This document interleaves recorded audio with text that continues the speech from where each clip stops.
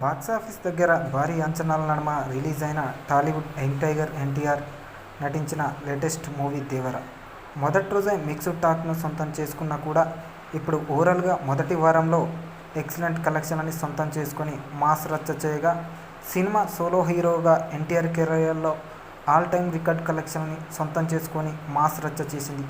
ఇక సినిమా తెలుగు వర్షన్కి గాను ఎలాంటి కలెక్షన్ని సొంతం చేసుకుందన్నది ఆసక్తిగా మారగా తెలుగు వర్షన్ కూడా ఎక్సలెంట్ కలెక్షన్లతో కంప్లీట్ చేసుకుని దుమ్ము లేపింది.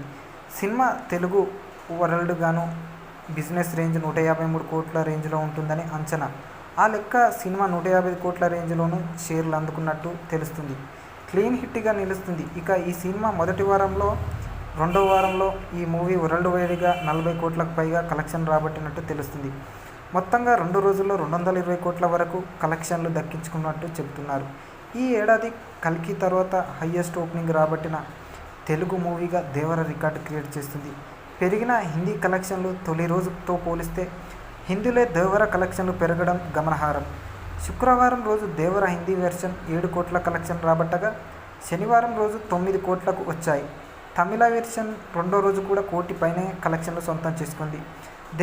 దేవర మూవీ కొరటాల శివ దర్శకత్వం వహించాడు. ఈ సినిమాలో దేవర వర అనే 2 పాత్రల్లో ఎన్టీఆర్ కనిపించాడు.